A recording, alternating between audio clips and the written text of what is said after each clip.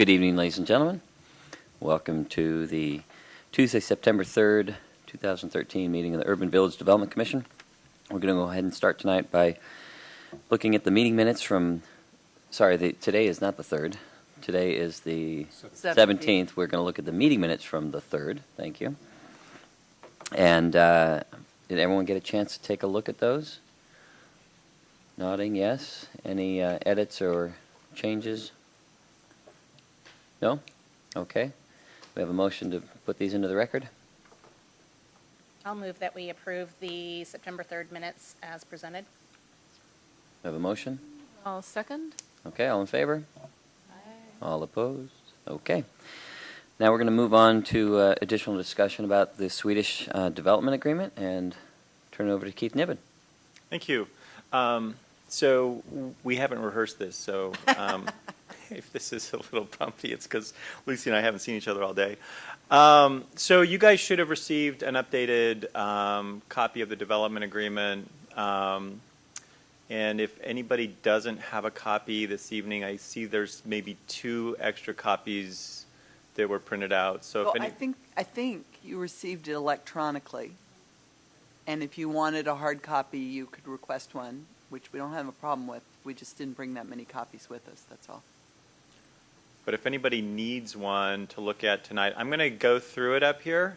So hopefully it'll be a little bit easy to understand if you don't have your own. But if anybody wants one, like, speak now, otherwise I'm going to move on. So great. Sorry, I'll lay off the coffee. So I thought, I guess the question for the commission is, you guys have a new version. We've incorporated changes based on some of the preliminary conversations we've had so far, and then some of the conversations that have happened at council committee, and some of the conversations that have been ongoing on a weekly basis with Swedish. And Chuck Salmon's here to answer any questions if there are some for Swedish. So what I thought I would do is to just basically take it from the beginning and roll through it, and as we go through it and get to areas of substance, we can spend some time and talk about them, and if you like the way they work themselves out, then we move on. If you don't, you can suggest edits, and if we get to a stalemate, we put them in the parking lot like we've done before. So how's that sound? It sounds great. Is there an expectation for the end of this meeting to vote? No. Okay.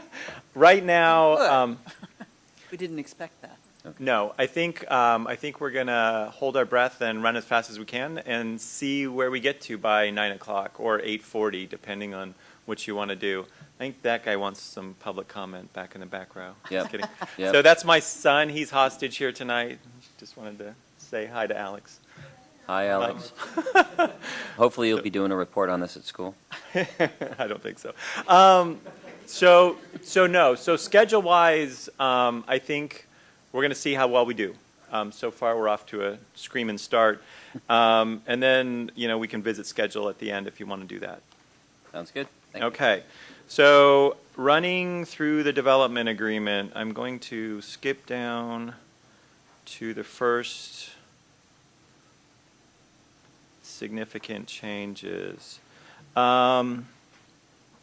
So in recitals B, you can see some red lines that actually are blue. They're blue up there too. And really all this was clarifying that they already own property, they were buying more property, how much property are they going to own at the end of the day, and that the development agreement really covers the new property and the old property, and we define it as property. So that's really all that is doing right there, is just clarifying. I think part of it was us getting a better understanding of what this agreement was covering. So then if you go to... I'm sorry, can I just add Yes. here, just for everybody's knowledge, that it does still, this is where it references the date of 2033, just if that matters to anybody. And that is throughout. So if one of the items we want to talk about of substance at some point is the term of the development agreement, then that can be its own little thing. Okay. So under number 2, city planning goals and objectives, we added current into 2B.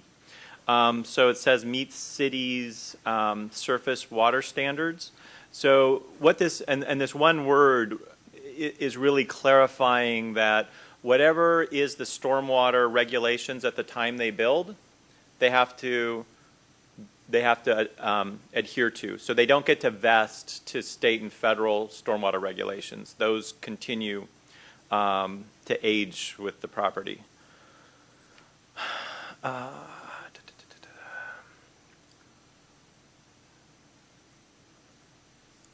Hey Keith, why Yes. why is the word Swedish crossed out? So because different people were writing different texts, so some people were calling this the Swedish property, and others were just calling it the property, and define the property as property owned by Swedish. So in the definition, when you get to the point where it says property, you'll see it says Swedish. So where we're striking out Swedish doesn't mean that it's not Swedish's property. We were just being consistent with our terminology through all the appendices and the main body. Okay, would that present a challenge if we were trying to have a universal definitions list for all the projects in the city? Wasn't that one of the goals? Signs, yes. Definitions, no. Okay, thanks. Thanks for paying attention. So there's some edits. There's some edits, and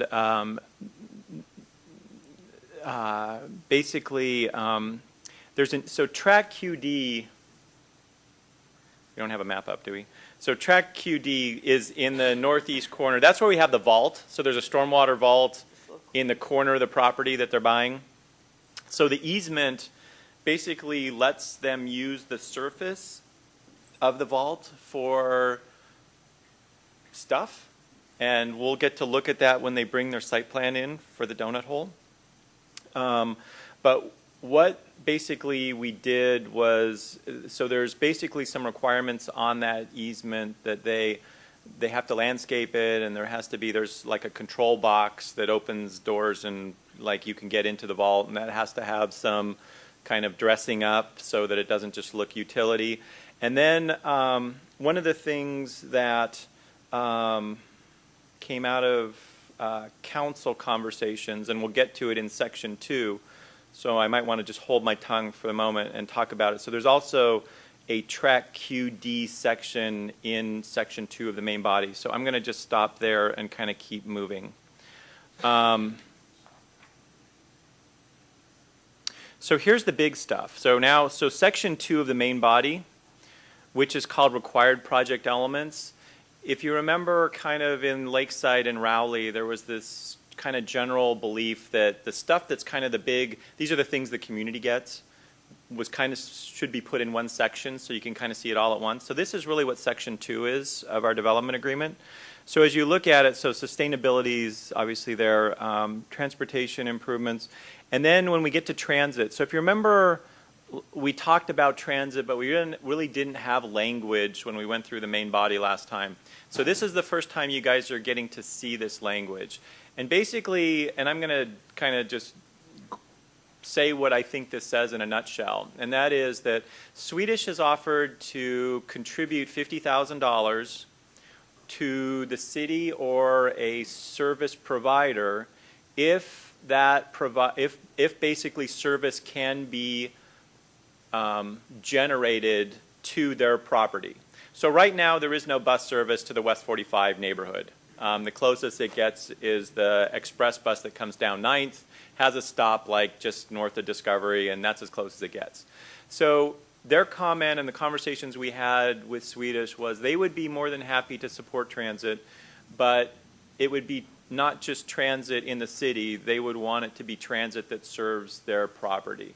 And so if we can figure out how to get a transit link that goes into the West 45 neighborhood, then they're willing to commit an initial $50,000 to it. And some of that language that's in there talks about doing an evaluation over the first couple years to see if there's ridership and if they have a decent return on that investment. And if so, they might be willing to continue funding either transit or an alternative transit use into that neighborhood. So this was this is kind of where this ball landed, and it was a hard I think it was a hard piece of language to craft because we didn't have transit coming to this neighborhood, so we couldn't say you can just make it better than what it is today, because there is none today. Funding a full transit route into this neighborhood is probably cost prohibitive for Swedish. And so we kind of landed in this place that was kind of as a, well, can we prime the pump and get something started? And if so, and if it turns out to be something that is used by patients or employees or whatnot, then maybe it lives longer and actually becomes kind of like what the 200 service is in Issaquah now. That actually started out as the Target shuttle. So it's kind of going along the same path that we've been down before, just a little bit different. And unfortunately, just because of the cuts that Metro is facing right now, it leaves us on a pretty precarious perch even to know how to start to solve this puzzle. But we have 5 years to maybe some of the funding at Metro will stabilize in the next 5 years. So this seemed like a good place to draw the line. And I think this is for you guys to think about and give us some feedback back at some point. Keith, can I ask a question about that? Absolutely. Well, I was just curious, you mentioned the 200 service, which was initially the Target shuttle, you called it. How much of an influence or how much of a say does the city actually have in Metro's paths? If we're willing to help pay for them, a bit. So we pay the fare boxes now on the 200 service. Metro works with the municipalities as partners, so I think they would look to us to suggest routes. I think part of the issue, and one of the biggest things that the city can do to help at this point is to actually bring funding partners to the table for Metro. So, Timber Ridge right now is a standing funding partner. They would love to see a shuttle get to Tallis. And so we have, and Port Blakely gave us a check for some transit service. So we have kind of these few little pots of money that we've been kind of squirreling away. And I think at some point, and we have ongoing conversations with Metro right now about, what's happening with service, and as they look to cut service, how are we going to fare? So there is a lot of dialogue moving right now. But I think I think Metro would look to the city as a partner in terms of kind of looking for routes and things to bring back maybe once the cuts happen and they come back for a rebound.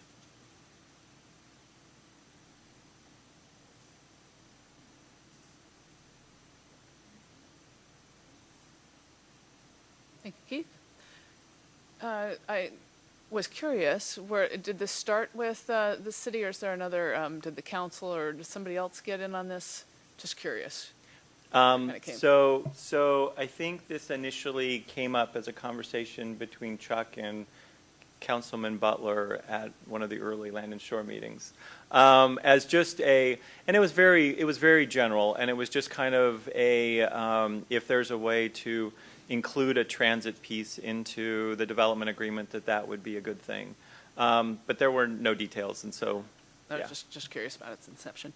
And then I did want to comment that I like a lot of the detail that's in the letter B, specifically to state, if I understand correctly, that the money doesn't go into a general pot, that it is very specific to the service of this development.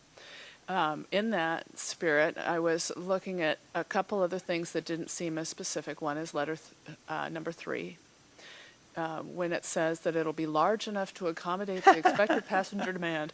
I was a little concerned about one or the other party that perhaps $50,000 might not be enough, or something. And to that, why 50,000? And if you've got an expected demand, maybe be clear to where that number would come from. So thank you, Nina. Can I pile onto that for one second before you answer? So that's exactly what I was looking at too, because it may not even be just a vehicle, it might be multiple. If you have a shuttle going to Tallis, it may not be reasonable and practical to have that be the same one that's, say, going up to the top of the Highlands or elsewhere in the city. So you may need multiple vehicles. 50,000, after having done some research recently on potential shuttles in the area, they'll barely pay for a vehicle and maintenance, let alone labor and ongoing maintenance and operating costs. So I too have that same question, and while we can't necessarily suggest a particular... No, it says a vehicle type. Yeah, so it could be multiple, and then I'm tying that back to the amount. I'm just concerned about that amount. It's an initial investment, so we don't know what the follow-up could be or is expected to be over that 2-year period, minimum 2-year period. So the hard thing here is, if I knew I was going to go buy a house and I knew I only had half the money, I'd know how much to ask my parents to help me with. And that's not the case, by the way. Remember that, Alex. Here's, the deal is we don't know very much about this, Jeff. I think, and Nina, the thing is this. We don't know, there's a lot of conversation about alternative transit provision right now. It's being piloted in some communities right now. There was a conversation at the last Land and Shore meeting about taxi stands, and maybe taxis would be an interesting thing to facilitate and promote, and maybe that's more of a reasonable expectation than getting, what we would normally consider transit to this area. I don't know. So the thing is, we don't know. And I think that what this is, and my hope would be, because this is a partnership, and that's really, we've talked about what's the value of a development agreement. In the city's eyes, the value is really it creates the partnership. And so if a year from now we come up with a really great idea on how we could get transit to Swedish, and it's $100,000, and maybe the city can only scrape together with some of the contributions we've gotten $40,000, I would hope that we could go to Swedish and say, hey, there's this thing in here about the development agreement, it's $50,000. For $60,000, we can actually get it up and running. How would you feel about that? And can we do that? My hope would be they'd say yes. Now, they wouldn't have to. It's not in the development agreement. But that's part of, I think, the goodwill that is generated through this process. And so, because we don't know what the $50,000 is really a placeholder for a general number that we know is not $1 million. I think the idea is not that Swedish will fund transit to their facility. The whole concept here is that they will be a partner to do that. And, if it's $50,000, if it's, $60,000, $75,000, those will be the conversations we have, assuming we can solve this puzzle, which is how to get some sort of transit or non-SOV alternative to this facility. So just to finish up my concern, I think it's a wordsmithing more than figuring out what the number is. I don't know how to figure out the number either. But if you go to fund a service that will provide the minimum benefits, and then you go to number 3, the service includes vehicle type that is large enough to accommodate the expected passenger demand, I think there might be a way to reword that so that the city might not, by Swedish or any of their successors, be demanded upon to say, well, hey, it's the expected passenger demand, and that's the minimum service, and we gave you the $50,000, and now we want the rest. I mean, it might not be Swedish, it might be somebody else. So I would look at that phrasing so that the city isn't taking on an undue risk. Okay. And that's where I'm heading with that. And then I just want to move to one more thing that it seemed unclear to me, and that was number 6. It sounds clear. Service is guaranteed to run for a minimum of 2 years, but which 2 years? And earlier it says that the transit agreement is a term of 5 years from the date of its execution. The transit agreement execution? Okay, so then the 2 years is going to go inside the 5 years. Right, the 2 years. So the idea is for 5 years, and actually, I mean, what I would say is, I'm not sure why transit agreement is capitalized, because I'm not sure it's really it's its own little parchment, right. And I'm not sure it is. Well, I think this is the transit agreement, and I guess what I would say is, maybe that needs to say this transit agreement shall have a term of 5 years from the date of the inception of the development agreement. It's really from the adoption of that. So, from what we know from Swedish is that they plan to have their next building hopefully under construction in the next, and I'm going to just say 2 years. Which means they'll have occupancy by 3 years, which means that for 5 years, basically, we hopefully they'll have more employees, more visitors, and they'll at least have their first building beyond what they have now. So the idea is, we have a 5-year clock that's going to start ticking with the development agreement that we have to figure out how to get transit there for their next building. Once it gets started, so let's assume we solve that puzzle and we figure out how to do that. The idea is, and this was more, I think, from them than us. So they're going to kick in 50 grand, but the plan that we're bringing forward can't just be for a 6-month transit facility. It's just, it needs to run for at least 2 years. Now, the hope is that it's successful and it's great and it's going to run for 20 years. But I think the idea is if they were going to kick in 50 grand, they wanted the service for at least 2 years. So that was actually something they asked for. Okay. So my final edit would be then to change the reference of its, not to the development agreement, rather to in letter A, to the development agreement. And then perhaps to say that the 2 years will begin within the 5 years and extend for a full 2 years. Because what if they didn't start it until they were at year 4, something like that? Well, yeah, I mean, if you look at... I'm not sure that it would be in the 5 years. If they agreed to pay this the last day of the 5 years, the 2 years would run outside of that. It's from... Well, so it starts with you enter into a binding agreement within 12 months of this agreement, and this agreement being the development agreement? So the transit agreement actually is a separate agreement according to the way that this is written Yes. now. So the way I read it is you've got 12 months to sign a binding agreement on the transit piece, and then you have 5 years with which to work for the transit agreement, and then it says here that you have to be operational within 6 months of payment, and doesn't describe when payment is. I'm assuming that's part of the transit agreement that was negotiated during that 12 months, and then 2 years to run it.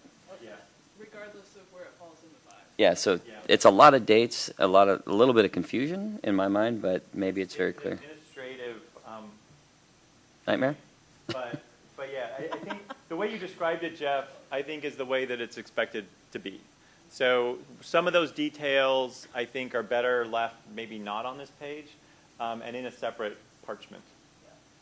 So maybe that stays the way it is. Yeah. I do like where it's going, though, and I don't know what the numbers are going to be. I think 50 is too low, but at the same time, I agree it's going to have to be more parties involved and further discussions to be had. But I like the direction it's going. Okay.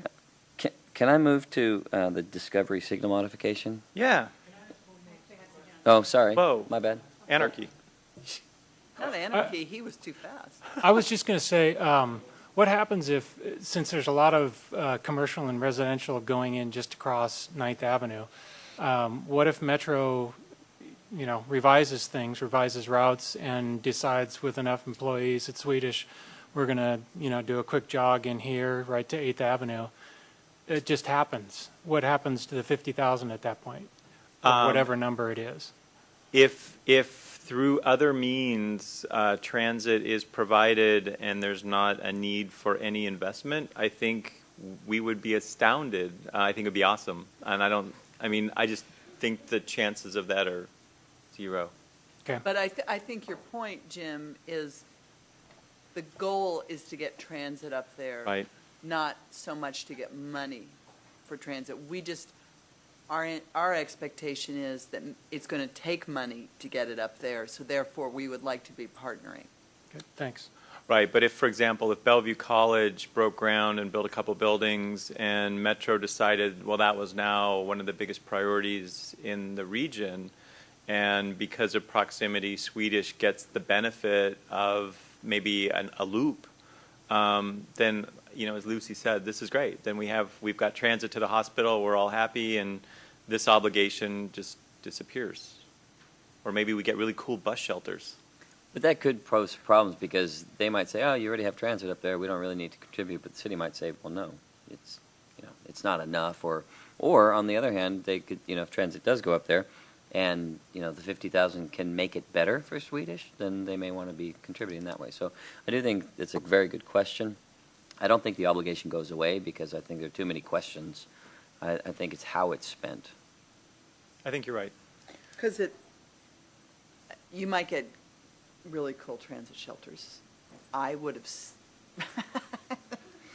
love really cool transit shelters, let me just say that. But it might very well go to getting more frequency or service, extending it in the morning and the evening when staff needed, when Metro might not think it was justified. So, I think that's an interesting point that would be worth clarifying. Yeah. Kind of what I had a question about is, in the first paragraph, it combines both employee and visitor transit, but does this prevent them from just having employee transit that may free up, 100 parking spaces once they got built out, if they only had shuttles for employees? So, so there's a separate obligation for a kind of a transportation management plan and commute trip reduction that Swedish has to have because they have too many employees. They have more than 100. They do not have too many. No, Have met the Play that right threshold. now. no, that did not come from the economic development director. They could use more employees. So that's there already, and one of the conversations we had with them was to maybe talk to Costco, because Costco has a very successful van pool program, and it's possible that their employees could have similar transit kind of origins and destinations as Costco does. But they can begin employee transit without triggering this obligation to also have visitor transit as well? And they actually have a shuttle for employees now. Okay, good. And I think the expectation is they would continue some form of that Okay. in the future.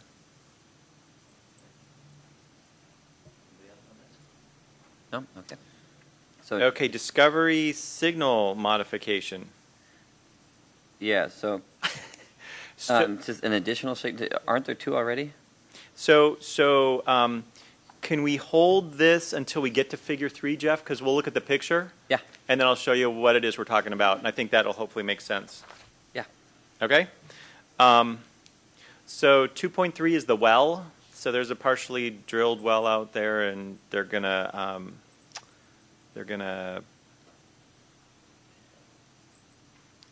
partially complete on the property will be governed by the provisions. Oh, I think okay. Yeah. So anyway, so they're gonna cap it, which is good that's what the city wanted. So that's a good thing. The whirlpool is a stormwater. It's an underground stormwater facility. It's a bunch of gravel, and it leads actually to Camp Creek. And it was used extensively by Port Blakely before the Camp Creek blowout many moons ago. For those of you who remember the water that gushed out of the side of the hill and closed down the on-ramp to I-90, this is it. So, but what happened was when Port Blakely went back in and restored the slope is that channel was actually improved and to the point where it can handle 2 CFS beyond what is normal background water. So what this is it's a stormwater management facility, and whether we choose to use it or not somewhere down the road, it is helpful for the city to have this as a choice. And so because it lies underneath the Swedish property, they need to convey an easement to us. So that's what this is. So track QD, this was the thing I started talking about earlier. So track QD, the thing that was added here is including a public space. So the thing that came out of some of the conversation at the council committee was that we should require a public space on the Swedish property. And what the original kind of the way we put together the guidelines and the community space section, it really was more, here's what it looks like if you provide one, but that there was no requirement that there be one. So now there is going to be the requirement for one, but we put language in here to say that if it's not on track QD, because that's kind of a weird spot and we don't know what the land use is going to look like because they haven't done a plan for it yet, that they could move it somewhere else on their property as long as there is a community space provided with their plan. So that was kind of a, that was somewhat of a quid pro quo for lengthening the development agreement that came out of some of the conversations at Land and Shore. So, Is there any commitment to the size of this? huge. No. I don't think we've talked about a size because I think we don't know, I don't even know what this looks like yet. But doesn't that put us in a little bit of a weird place? I mean, because community spaces we've noted before is sort of in the eye of the beholder, and a community space could be a bench on a concrete pad. On a I utility don't know that vault. that would quite meet the definition. Okay, just the concrete pad then. On a utility vault. Anyway, the point I'm trying to make, and I'm not saying that they will, do something unwieldy or sort of unsightly or whatever, but this, I like the idea of it, but I don't see any teeth or any guidelines or any minimums or anything that means anything, really. I don't think it meets the need. Well, I wasn't in the Land and Shore Committee meeting, so I don't know what they were going after, but I can guess that they thought the community space was needed, which is why this is in here. Yeah, please. And what about the spaces that are on the current Swedish property that have what appear to be community spaces, whether they're in part of the trail or in that little walking space? What happens when you say, well, you don't need those anymore? Does that mean you can take those out and put up a building? What does it mean to the existing spaces? Well, that wouldn't be consistent with the development agreement. Well, we have said that this development agreement will cover the entire thing, so could they essentially convey an existing space and say, we've got that handled? Not So convey, that's not the so right term, the- but refer to an existing space. The expectation is that each building should have at least one memorable and inviting community space that captures its character. However, it may be appropriate to focus energy in a central location as opposed to multiple locations. These community spaces should be located near areas with high pedestrian volumes, such as areas with a high concentration and mixture of activities. Make it easy for people to navigate them, design them to be pedestrian friendly, and an integral part of the social public realm. So, if they decided to take out the existing one, the sort of meadow area, I think that you could only do that if you were providing a central one someplace else that made sense with that. And because it says each building will have one unless you have a central one that serves the whole project. It's guideline 5.1.1. So I guess what I would say is I think we can add language that talks about new, because I think the expectation is it would be a new one, not you couldn't count the existing one. Similar to the conversation we had about sustainability, I don't think you can take benefit from the existing. Well, I thought that's what you guys decided, is that you could take benefit from the existing. Well, I think for this one, wait, for what? For energy and the new sustainability measures of the whole overall project? I don't think that was the conversation. I think the conversation was, if there are facilities like the central utility plant that they can tap into for the expansion and benefit the expansion, I think that's okay. But I think, if they did super green on the hospital, they don't get to count that super green to make the rest of it less green. I think the expectation is they're going to do something that's going to be kind of at a leadership level, and they committed to LEED Silver, I believe. We haven't talked about sustainability for a while. And I think there's some recognition that the medical office building may not be as green as the hospital because it's a different building type, but that they're still going to look for opportunities to make it at a pretty high level of sustainability. So I think my hope is that we included some language in there, Michael, to be clear that it's not an averaging. It's, even though we're talking about the whole project, sustainability in that chapter is really relating to, I think, the new building square footage. So if that's not the way that reads, remind me when we I'll get to take a look K. again. I was left with the impression after the last 2 times I asked that question that it was the overall project, and because the initial hospital is so efficient and so green that they could not work as hard on the newer project. That's not our intent. Nice job getting us off track. All right.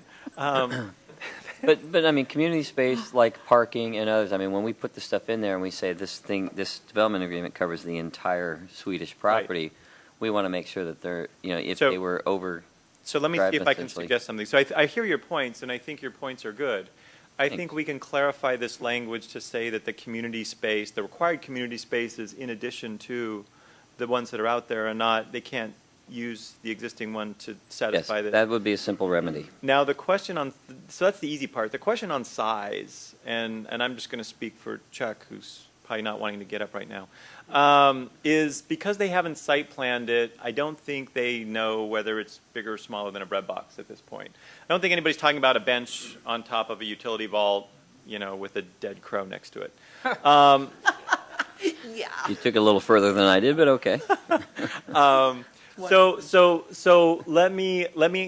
let's, why doesn't Lucy and I take that back and have a conversation with Swedish and see if we can't maybe put some edges to that box, and maybe propose that next time as something better. Yeah, and to make it more difficult, look, I'm not suggesting we have specifics that can't be adhered to, and I don't believe that Swedish is going to take the necessarily the easy way out. But at the same time, I just want to make sure that if Swedish sells the property to somebody else, or the development agreement goes with the land, I want to make sure that somebody understands what it is we're trying to get to. Absolutely. Thank you. Tim? What's the approximate size of QD? How many square feet? No, No, just QD.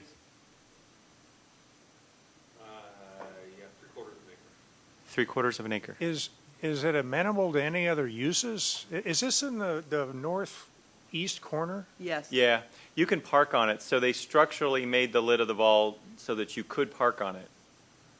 But no structures would go up there, so it's No, going to no be kind of an Well, open you space. you could put a small, like a kiosk, like a little coffee Okay. place, but you Yeah. couldn't put like a whole office building on Right. it Okay. without significantly changing it, and the city owns it. So they're only really getting property rights to the lid, Okay. Thank you. surface. I guess is a better word. All right, we ready to roll? When you're dealing with a building, like a public-type building that's open around the clock, could a community space be indoors, or is it only outdoors? So I'm gonna back into the answer on that. The medical office buildings will not be Not be open around the hospital. clock. But like So- for a hospital, the interior part, could part of that be considered community space because it is accessible? I'm going to say that we should talk about that as part of the same question. Okay. Rolling? Okay, so I'm going to jump down to 5, which is project elements. So what this is really just being clearer on what the entitlement is. So there's a total of 1,077,000 square feet that Swedish will own if they move forward with this development agreement. There is basically the initial purchase was 538,000 square feet, which included up to 20,000 square feet of accessory retail. So that's the Starbucks and the shops on the inside. And so likewise, the second phase, which is coincidentally almost the same, 539,000 square feet, it includes up to 40,000 square feet of accessory retail use. So that's just some clarification of what the total entitlement is. I had a question about this one. Let me see, I have to find it. Where it said that it was for commercial use. I had it down as 5.0 project elements. Oh, I know what it was. It's that what I was looking for was language in this part that would match with the definitions in the other section of the document where assisted independent living and guest housing is identified as commercial. I think we fixed that in C. Okay. So when we get to That's- Appendix C, I think it's That's fixed. what I'm looking for, so help me Okay. find that. Okay. I'll try to help you remember. Hopefully we can get to that tonight. There's an incentive. So let's see, not important. So basically all 7.2 says is that it's no longer under the auspices of the Issaquah Highlands Development Agreement. So this was the reason why there's so much language and there's so big a strikeouts is this was the lawyers fighting with each other on what it really should say. So 7.3 is off-site signage. And this isn't billboards. What this is it's really, the conversations we've had with Swedish, once DevCo builds on those edge lots, and assuming we ever get development on Microsoft, I think some of the concern that Swedish has is that their facility will kind of move to the background. And I think the concern is that, because it's not out on a major street out in front, that people might get a little confused, even with the H signs and other things that are out there. So what this is kind of identifying is that there's an allowance for them to have some off-site signs that will be helping people find them potentially. And we don't know, they haven't asked for any yet, but this is just kind of opening the door to say, okay, we're going to treat you a little different because you're an essential public facility.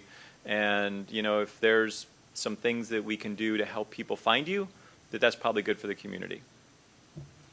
We're not going to talk about that tomorrow night on our sign discussion.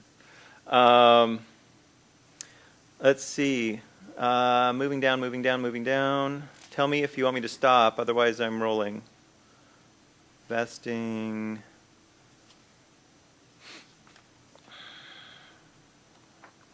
Serious threat.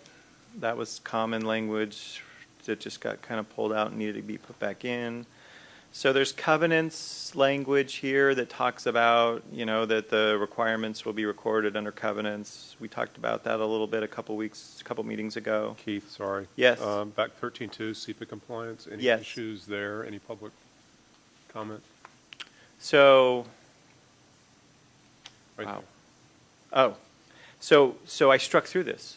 So you can't talk about it. It's gone. It's gone because Section 19 is also SEPA. So when we get to 19, I'll stop. Okay. And answer your question then. Let's see. Okay, rolling, serious threats, covenants. Okay, so 17.3. 17.3 is PM peak hour trips. And as we all know, traffic is everybody's favorite topic. So there's new language in here.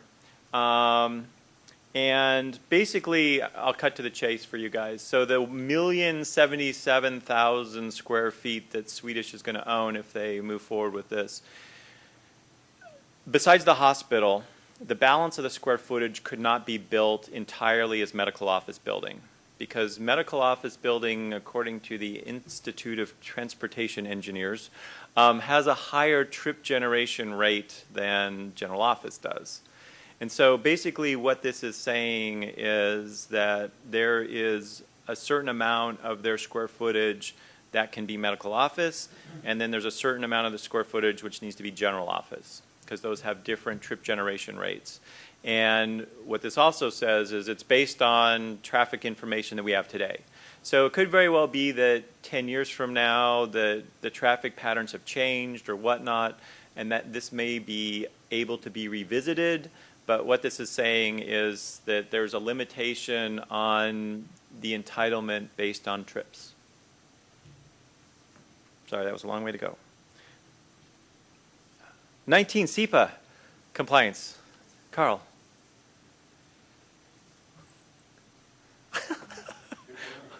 Oh. Oh, because it was so important. It was in here twice. So since we're doing Kaizen, we decided to take one out. Okay. Same with dispute resolution. It was. Yeah, we had dispute resolution like 3 times. I'm rolling down. I'll let you know when I'm stopping.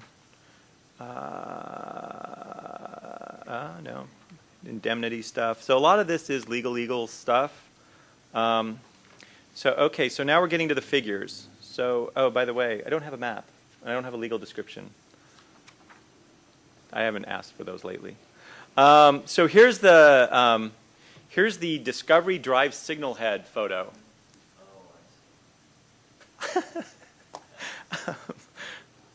Okay. So, which one? Wait, what? Which? I don't know. Take the fifth. I don't know. Okay, so is there? Cameras in his teeth. What a go cam. So, Google Glass. Jeff, is this good? Yeah, so what, are you suggesting that this one on the left actually gets moved out to the bar on the top there? Is that what? It's a new It's one. new. Oh, that would be new? Yes. Yes. So, right, It's to help you. I think the whole idea was because of the location of the signal heads, it wasn't in a good place for people waiting to turn left, and so this is helpful as just another visual cue for people turning left. so right now just the three exist on the right side, but Yes. is it one signal head that tells both lanes to go currently? Left only. Right, that's what I'm saying. But one signal head turn both left turn lanes, and so that would be the second one.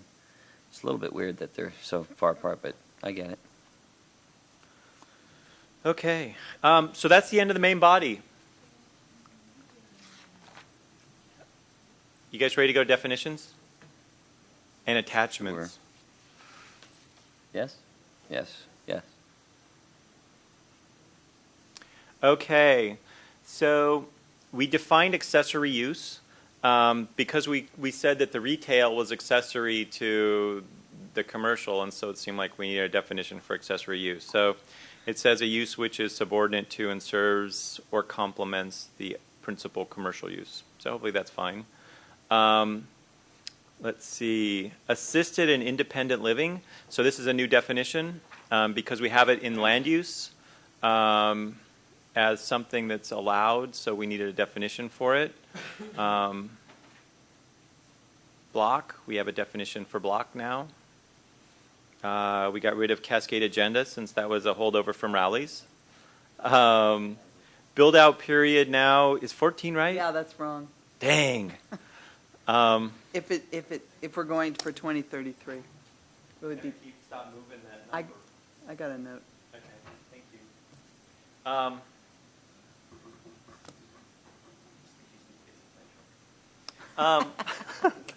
Dooming me again. Complete community, again, we're getting rid of some terms that don't apply to this development agreement. Critical area, there are no critical areas. Cultural facility, that's not part of this agreement. Equivalent residential units, not part of this agreement. Finished grade, that was relating to that crazy building height thing we did at Lakeside, which That made you you guys love so crazy. Sorry for that. Flex space, isn't any of that. We needed a definition for floor area ratio, and that's in C now. Guest housing, this is the other new definition. So we have the assisted living and the guest housing. So there's two kind of quasi-residential things, and we can talk about that when we get to land use. Livable community, part of Rowley. Lodging, again, see guest housing. Muse, I think Chantal would be happy for that. Park once. Pedestrian bridge. So, oh yeah, okay. So you and I haven't talked about that, Lucy. I'm still confused on whether it's Skybridge. It's So, supposed to be Skybridge. so but then we say, yeah, okay. So this might become Skybridge. So the idea that we're going to have bridges that connect the buildings, we actually added some stuff in the design guidelines and some stuff in circulation to address sky bridges, because the idea that they were going to go over Blakely with one bridge, I don't think that kind of caused any alarms to go off for us. But when the conversation started about maybe connecting all the buildings, I think we started seeing this weird habit trail thing going on, and we thought we needed some guidelines to help guide that. And you know, they're really expensive to build, and so I don't think we're implying that Swedish is just going to go Skybridge crazy. But I think we thought we needed some guidance. So there's some stuff later on that we'll get to related to Skybridge. And I have to work on the definition. Okay. This may be a silly question, but, and maybe it could never happen here, but has there been any discussion about tunnels? Yes, Land and Shore brought up tunnels. Yeah. Go ahead, Lucy. It's not that you couldn't have a tunnel, but in general, sky bridges are better for orientation because you can see out. Chuck and I were discussing, and you're welcome to say something too. I belong to Group Health on Capitol Hill, and they have all tunnels, and it's very, even as an almost straight line, it's very hard to know where you are. So, and there's nothing that says they couldn't. Absolutely. Yeah, we did look at tunnels, and really the only logical connection with the main hospital proper would be to have the tunnel actually engage under the current medical office building, which would have it directly emptying into the parking garage.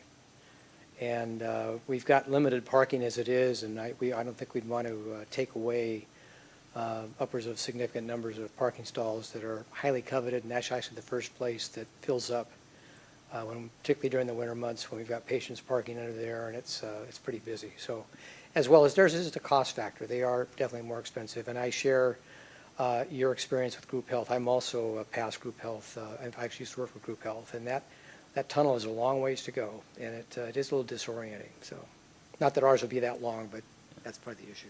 Okay, thank you. Keith, so this is part of my question, but maybe it comes up in land use, is that back in the main body in 5.0 under project elements, it says that the property will be zoned in a mix of commercial uses in an urban village. But in here we have uses that are residential type, and so how do we, is that paragraph correct back at 5.0? Yes, I think so. So when we get to C, you'll see how we dealt with that. And you may, I think it's correct, but you may say it was a marginal level of correctness. So let's get there when we get to C, because I think we did do that okay, but you're building. I appreciate that. And so here's something for you to ponder as we wend our way to C, is that, for instance, Timber Ridge, that's all counted as a commercial use. So those hotels are commercial uses. They're not residential uses. Well, and I'm just saying in all the development agreements, those kinds of uses are counted as commercial square footage and not like an apartment building or a single family home. So, and so what I'm looking at is that if you call it this or you call it that, then how does it impact other guidelines or standards? And so that's what I'm looking at. If you call it a commercial use, then do you get a VUNERF? And if you call it residential, you get an alley, you know, where I'm heading with the allusion to earlier meetings.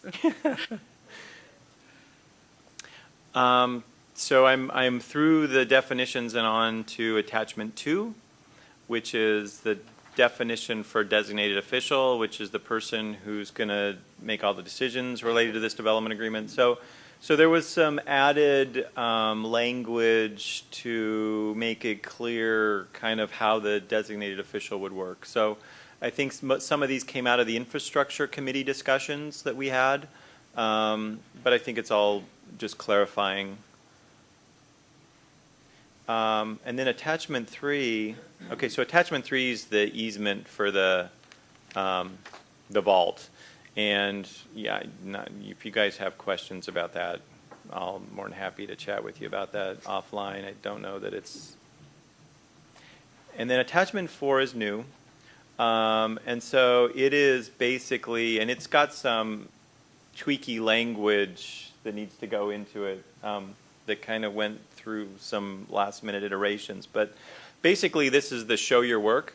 So if you think back to the 7.3, there's some language in there about like 2,400 and something trips, and so much of it can be general office and so much of it can be medical office. Here's basically the work that gets you there. So, you know, as we get 10 years down the road or whatnot, and people kind of forget how those numbers came about, it seemed really important to show the work. So that's what this is.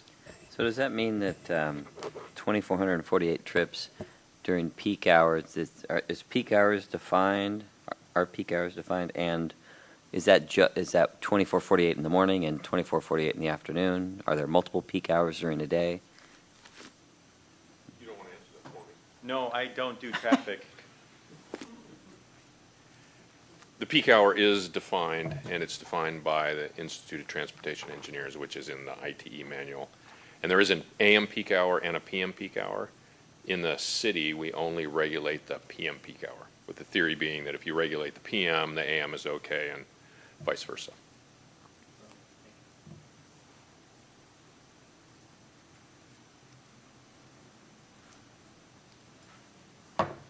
Okay, so that's the end of definitions and attachments. So before I move on, I might note that we will have a public comment section at around 8:40 is the plan. So if anybody wants to speak or fly down from their home and be here at that time to talk, you're welcome to do so. Okay, so I'm going to move along to Appendix A, which is goals. And a lot of what you see at the beginning is just formatting changes. And then in 2.11, you know, we had language in there that said commercial buildings that resemble traditional small town Main Street. We didn't think really that fit with what was going on with our project. You know, and some language about shuttle services to the Issaquah Highlands Park and Ride Garage. Those were leftover, I think, words from Issaquah Highlands. And these are things that the commission commented on. So hopefully we addressed all of your earlier comments. But that's basically it. Not a lot of changes in A. In B, other than a huge formatting change. It's a sorry. lot cleaner now. Sorry, I found that funny. It means it's getting late. So apparently You we... want me to do this? Since I know nothing about it. If you want to, sure. Well, I think that the main things that happened in B, I mean, there were some lingering residential pieces that got removed, and some just language cleanups. I think there was some trying to clarify, there was some, those of you who reviewed the SDP for Swedish might remember that there were some conditions that came out of the Issaquah Highlands EIS on aesthetics and materials and colors. So those are now guidelines that went into here. So there was some cleaning that up. There was, on page 17, the rooftop screening, one of those pictures that I brought in to show you, I added in as Swedish's rooftop screening on the hospital or the MOB because we thought that was a good example. You said page 17? 17, sorry, you were way ahead of me. Slow. Keep going. And there. Ah, Red box. red box. And then primarily it was the page 26 and 27, which was Skybridge circulation guidelines. And these are really trying to focus on, you know,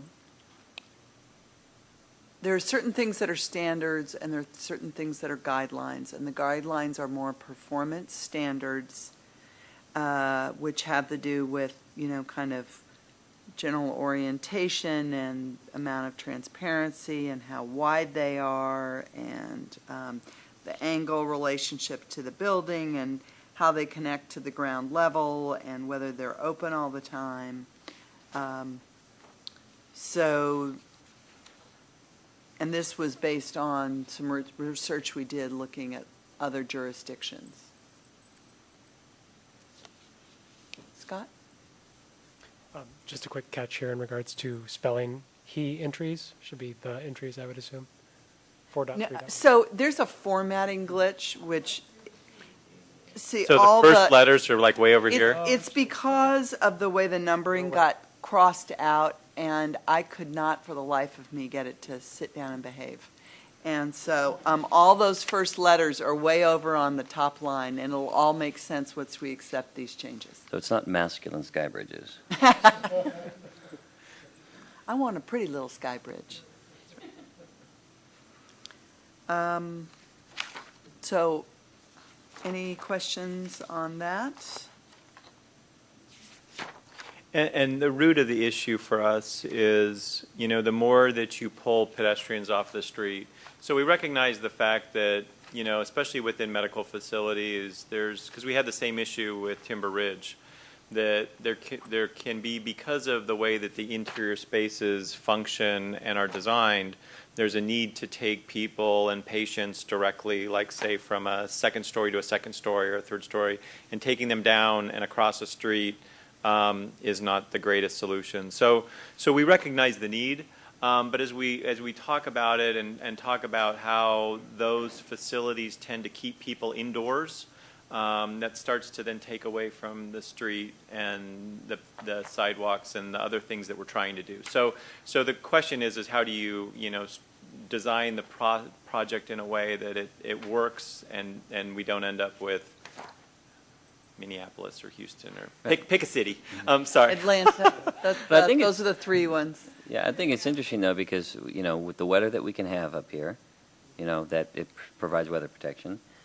With potential ambulatory issues, getting from one building to another, and not having to brave the elements and the sidewalks and so forth, and then also people's tendency, unfortunately, to, especially if they're not ambulatory, getting in their car in the parking garage of Swedish and driving over to the other building because they don't want to have to walk all the way back across the street and down to the garage.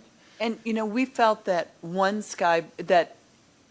the very reasons you're identifying, one sky bridge over Blakely completely made sense because we knew enough about what was there. We agreed that you wouldn't want people being rolled in hospital beds across the street, and there was just a lot of reasons that made sense. And until we have a better understanding of what's happening on the donut hole block, until we understand where there's vehicular circulation, where there's pedestrian circulation, how many buildings they are, it's just not possible to say whether additional sky bridges would add or subtract or were even necessary. I mean, a climate-controlled breezeway between two buildings, if there's not a road there, might be completely the appropriate solution. Right. And so once we get to that north side, then these guidelines will help guide us through that decision-making process. There's nothing here that's precluding them from putting a slide from the upper deck down to the parking garage either, is there? That would be cool. It's good for the ER. Visit the Google offices, you'll know what I'm talking about. I did. I'm still in B, but I'm on 7.23. I'd like to just ask a question about, you don't have to go back to it because Lucy read it earlier so well, about the community spaces in 5.0. Oh. And because it's in, the question I have regards its placement, that it's in design guidelines, and that the word, because it's guidelines, is should rather than shall, and you have one per community space.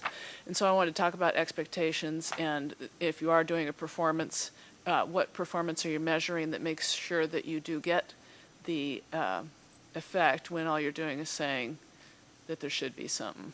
So that's a really important question, and I'm looking for the language up in the front.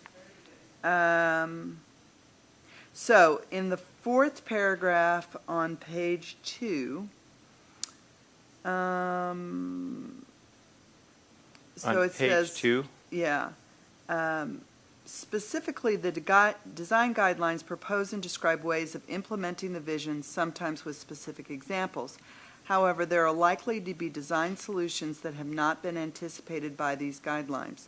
This is welcomed as long as the proposed design fulfills the intent of the project vision and guidelines. In other words, the vision is fixed, but the method for implementing the vision may vary in response to many different needs as the community and the project evolve over time. So the point of that is that you can't just simply say, this is a guideline, I'm not doing any community spaces. The intent has been established that community spaces are necessary. There are many different ways to do it. We would be happy to talk about what is the most appropriate way for this property, but that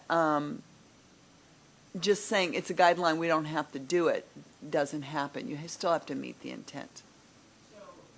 So in that, then, what would be the reference where it says that the vision is fixed, I think is the language. In other words, the vision is fixed, but the method for implementing is not. So the vision for what a community space does, is that fixed somewhere else in the document? There's a definition. Oh, okay. Now, one thing I noted in terms of the definition is it because it's one we developed from an earlier development agreement. It refers to informal gathering areas and community gardens, and I think both those need to come out because I think that's the bench with the dead pigeon. But passive parks, plazas, and trails may need to come out too in terms of the way community space, I mean, because this is a more significant facility.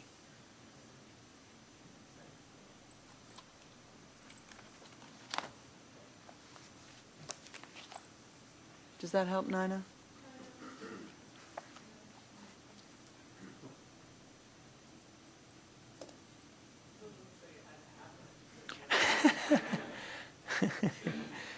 Well, the main body says you have to have one. I mean, from track QD.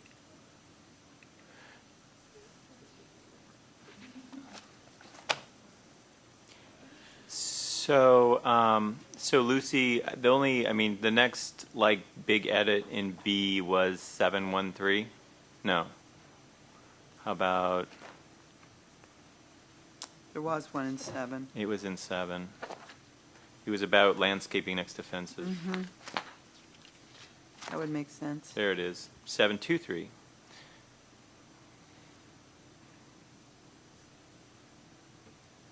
I think, and I don't know whether this came from something you guys said or some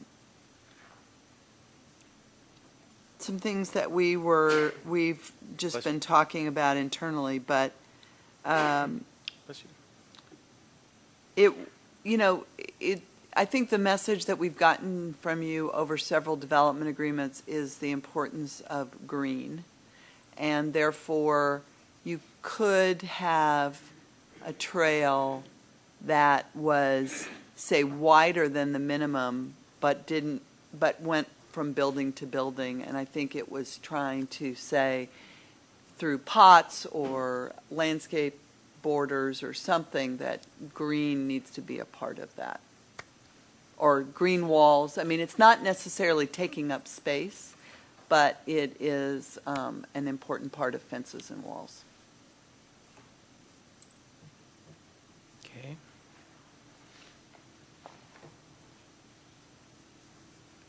I think that's really it. Just a quick question, and maybe this has already been covered, but on the topic of green, taking it one step further, is there any vision or plans for green technology or green energy solutions related to what could be on the horizon here on behalf of Swedish? So solar? That's all in a, Hey.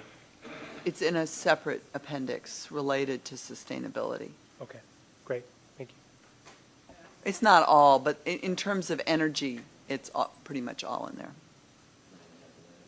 One more question before we leave that section, and that is that the last, is it 8.0, is on signs, and I wonder why we have a section on signs here when we have signs in the whole other section. How does that? So there are two different schools of thought, but pretty much the guidelines have always, and I'm not saying one's better, well, We've always put the guidelines in one chapter. And generally that made sense for many pieces. And then the standards were someplace else. So, you had parking guidelines and parking standards, landscape guidelines and landscape standards. So we put signs in this section because we did. And the one exception to that has been lighting, where lighting guidelines and lighting standards are a chapter all to themselves. And it's because it just didn't seem to have a lot of interaction with everything else. I don't know whether that's the right structure, but I'm not sure I feel like it would benefit so much to restructure it. But if you have thoughts on that. Well, only that, I appreciate making the strong distinction between which things are standards and which things are guidelines. And so having them in distinct places does help do that. But as the city is working to refine its sign code and rules, it makes it harder for other parties to find the resources and ideas and recommendations that a document like this could provide when you put it in two different places. And somebody who's trying to do a permit might be muddled and time wasted and billable hours, or I don't know. Well, But, in terms of that, I think one of the things that you may have heard Keith mention Kaizen, and that's this Toyota model of really eliminating waste and rethinking. And I have a picture of we're doing construction permits this week. I have a picture of the 14 billion Post-its that have been used to try and document our current process to rethink that. When we did the land use one, we really rethought how to work with applicants and to try and bring some of the lessons that we had gotten out of the MDRT. And we start with a very early collaboration process that's required. And so the idea is that an applicant isn't walking in the door with a full permit and saying, I'm ready to go, and has missed a piece. That we have sat down with them in a very early and formal collaborative process in which those kinds of things get talked about so that there aren't surprises, there aren't wasted efforts or wasted money on their part. like you said, one lighting has it all in one, and this has it separate. Maybe a tiny more thought whether that's the way to go. I'm not feeling strongly about it. It's just an observation. Okay.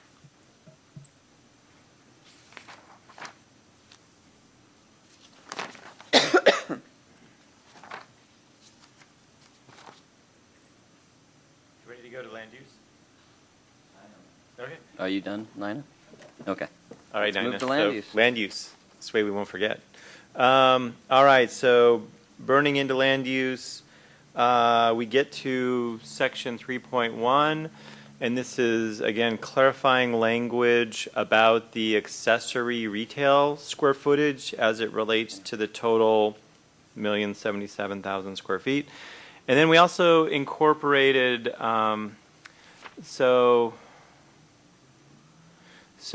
okay, so here's where it gets a little funky.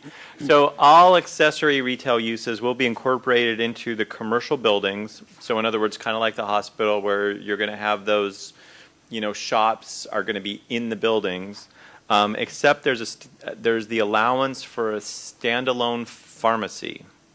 So if they wanted to build a standalone pharmacy, they could do that. Uses 3.2 K and L. Those are our housing units. So K and L, 3.2 K and L, are limited to a maximum of 150,000 square feet. So we put a limit. So we felt like we needed to put a cap on the temporary housing. So maybe the nursing home or the skilled care or the temporary lodging, guest housing, whatever you want to call it. It seemed like we needed to put a box around it so that they couldn't just build 1 million square feet of temporary housing. Not that they would.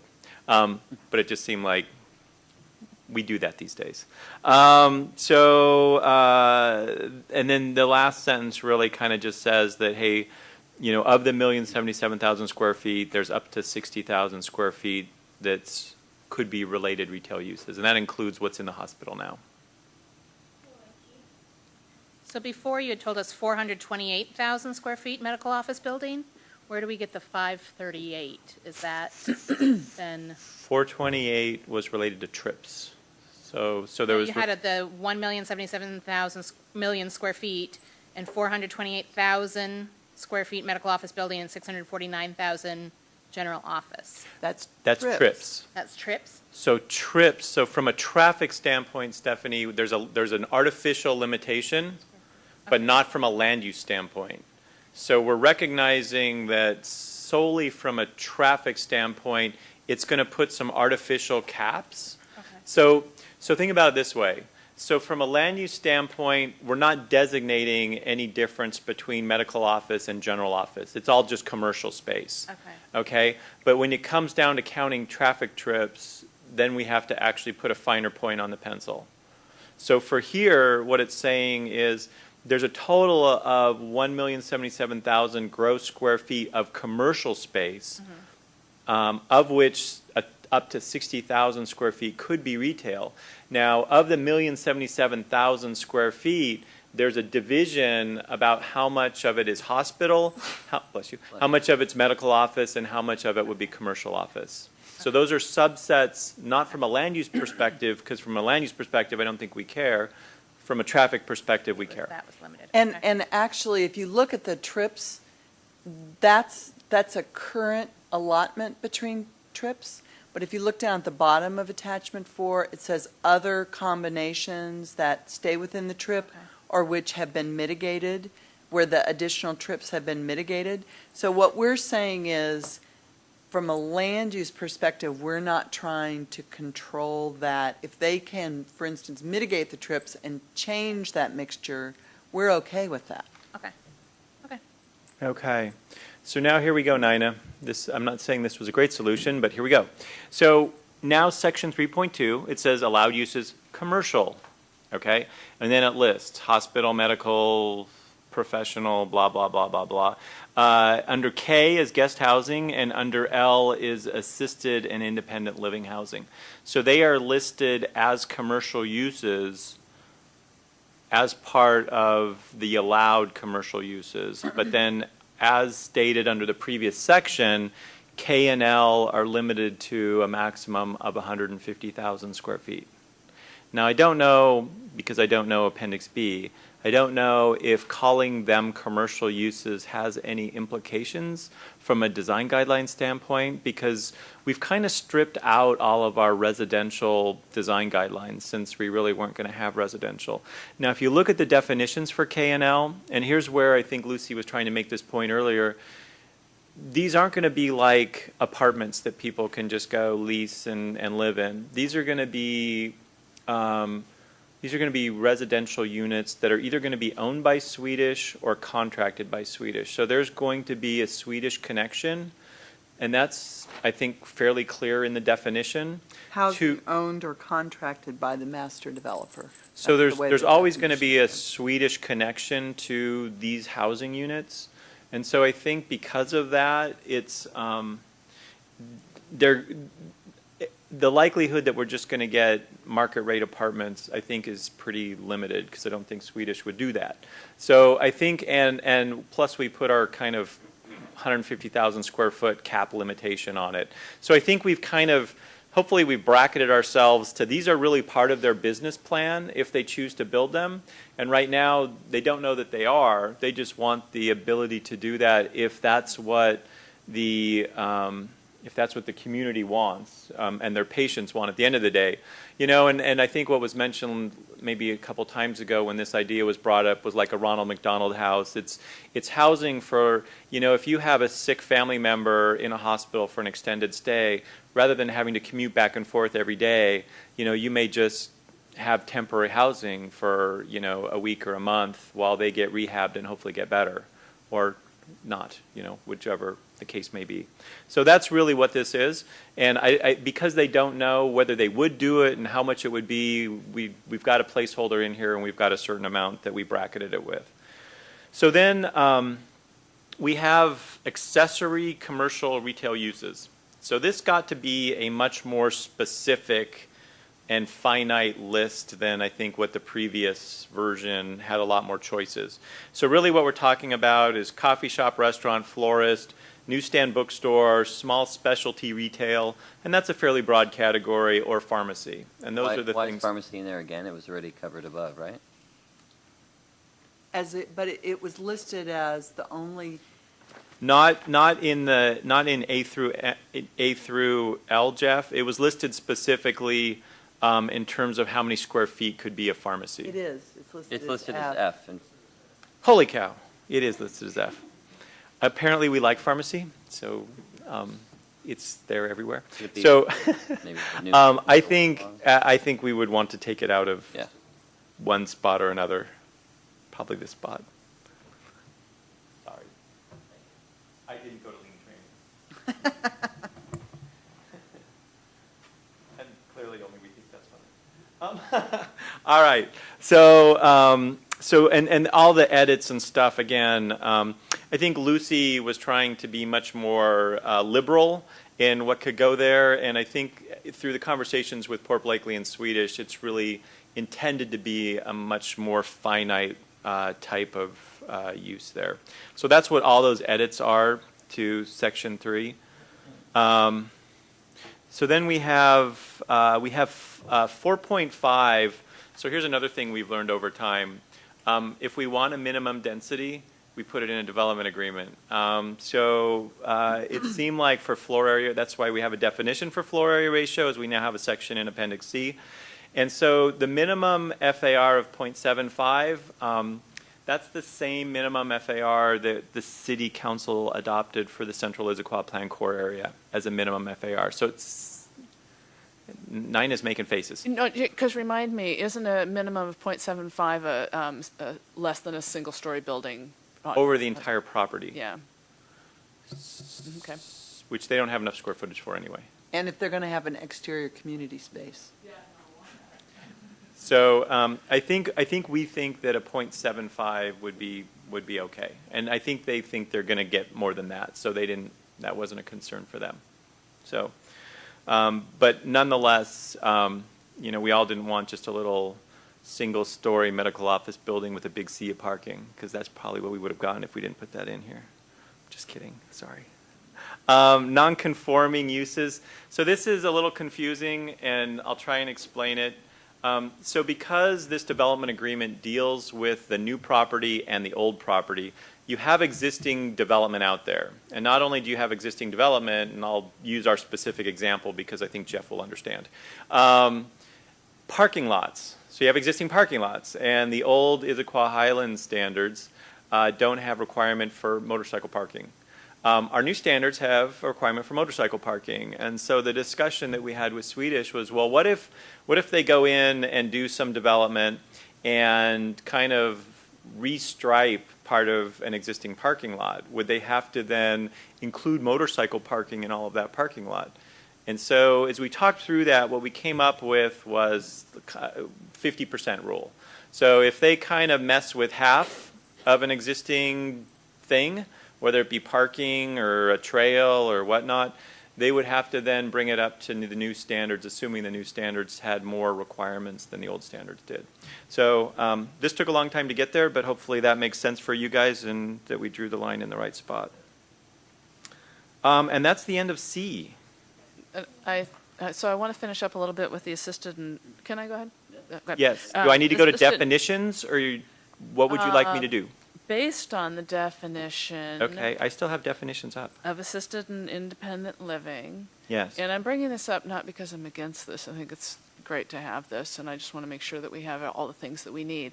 And one relationship that comes to mind that you can help me think through is, if it's called a commercial space, will there be the appropriate parking facilities or load and unload, or the kinds of things that these people will need? I hope that market forces require a developer to provide these things, but that doesn't always work out that way, so that's why we're helping them think ahead of time. So clearly you asked a good question, because Lucy and I quickly turned to parking to say, sure, What? we have that. What'd we do? Totally. So, Okay. Well, there's temporary lodging. so I think your point's a great one. With you, I know you're going Okay. home with some homework, and I'm just going to leave that one kind of hanging out. Maybe put that in the back of your mind in case something comes up and you said, oh yeah, shoot, if we call it commercial, then blah. No, I mean, it's a great point. I mean, we stripped basically everything residential out of this development agreement, and then when you put residential, quasi-residential back, the question is, should some other things float back with it? And I think it's good for me and Lucy to think about that. And okay?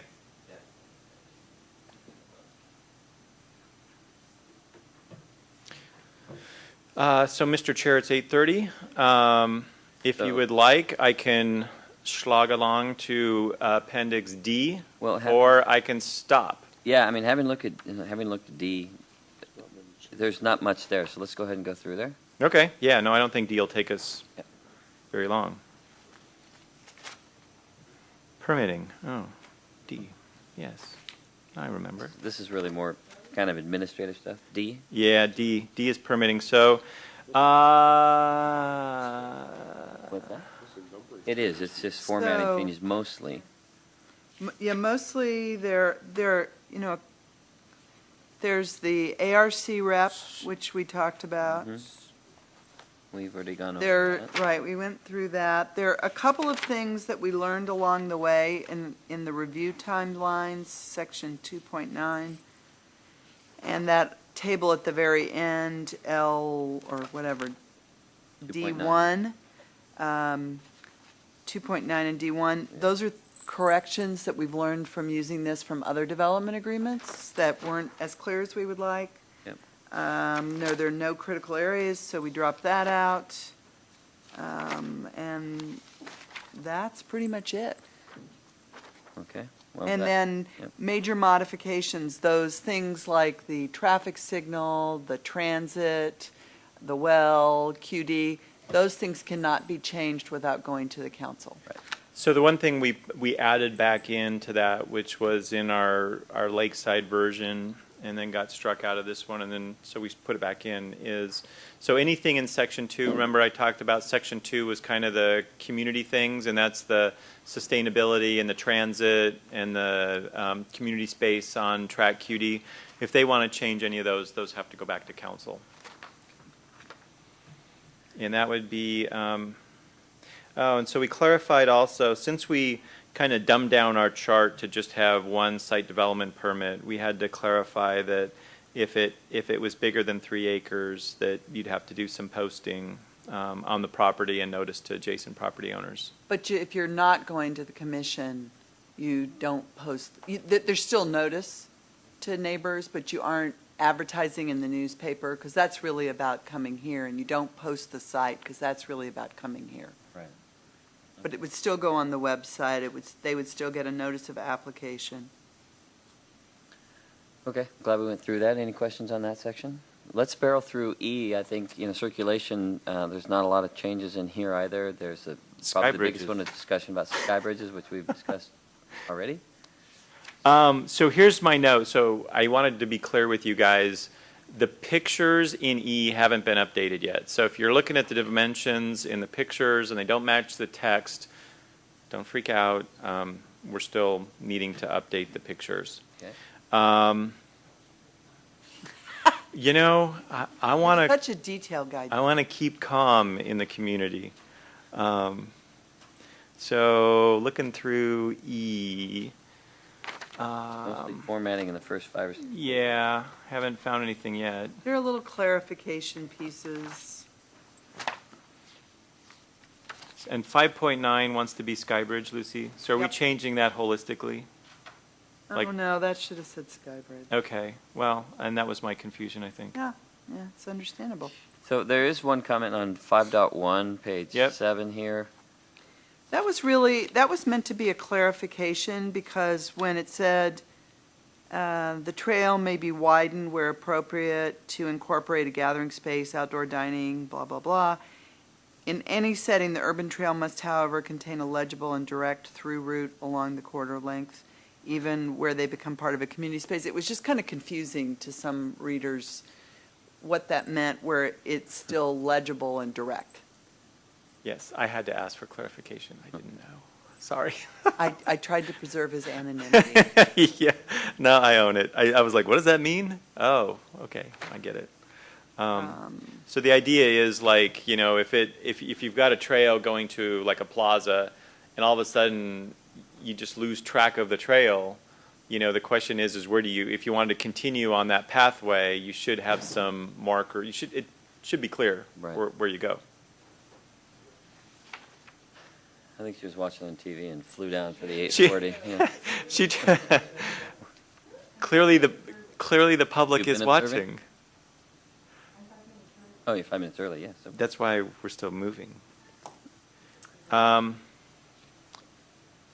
Okay. So I think really 5.9, the hybrid pedestrian sky bridge is probably the next one. Mm-hmm. And partly we're describing there that what we talked about earlier, sort of the balancing act between the benefits of a sky bridge and some of the potential negative consequences of a sky bridge system. We're identifying that a sky bridge across Blakely, one sky bridge across Blakely is just a given, that if they ask for that we agree to that, and that otherwise we would need to discuss it, and that there's certain sort of separation requirements, and that we would look into some of the options and benefits that would come from that system while we look, if they proposed it, we'd look at it when they proposed it. So I think the only question, I thought about things like clearances, but that's written in here, so I'd have to follow the regulation of road clearances. But the one thing that we didn't talk about, I don't think, is lighting. So lighting, could be a sky bridge at night, could add a significant amount of light from an off-site point of view, potentially. Are there any guidelines around how they're lit? So kind of like a parking garage where if it's not screened, you get that elevated kind of glare out. Well- You might have two nice buildings, right, and then this Yeah. bright, bar between the two, Yeah. potentially. Potentially, Of unnatural Yeah, fluorescent we haven't lighting. talked about lighting of the sky bridge. No, I think that's we a should good add point. that. Thank you. I can go home now?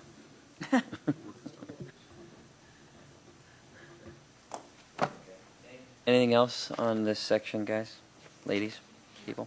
So the one thing, just to be clear with you guys, this middle paragraph is the one we spent the most time really kind of struggling with. Since we don't have a site plan, since we don't know how many sky bridges we're having, there's this language that we came up with jointly that kind of conveys this messaging of there's going to be some, we don't know how many, there shouldn't be too many. It's almost like the Goldilocks piece. So I don't know if this is right. I mean, there shall not be a sky bridge within 500 feet of another sky bridge. Is that the right number? I don't know. I mean, Well, I didn't just pull it out of the air. and wow, did I say had a that? rationale. At 500 feet vertically or, Yeah, vertical. yeah? Okay. All right, any comments on this? Right. Okay.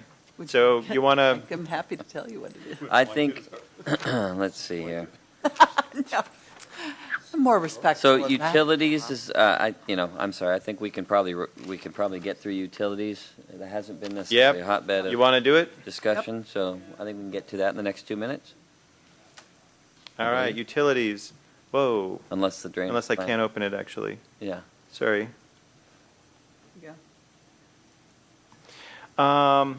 Okay. What did we do? Wow, we crossed out all that stuff. In 2.0, we're basically, the cross-out is Oh. placed with, we're abandoning the well. Right. So So the important thing is the last sentence, which says, prior to issuing the first utility permit for the project, the master developer shall abandon the existing well partially completed in accordance with ecology standards. So Swedish was with the hospital building a well, and it got partially built, and we've got some issues with it. So we've agreed that they would cap it and abandon it. So that's actually a good thing. Water conservation. So we had this listed. So this was language in our old development agreement, and it was related to ERUs. And because we don't have ERUs in this development agreement, it's just commercial. We needed to convert it to commercial space. So that's what those numbers are. It's basically just taking the old language and converting it to commercial only. Stormwater, again, this is just clarifying that they're going to have to meet whatever current state and federal regulations are in place. And this next one is to cover the fact that Section 6 Master Drainage Plan was struck from this, correct? Yeah, I'm going to say yes. You're going to say yes? I'm going to say yes and look at Dan. Master drainage plan is instruct 4.4. It's just not part of this development agreement. So they have to do one. It's just not part of this development agreement. I see. Right, okay. So it's incorporated in Section 4. Okay.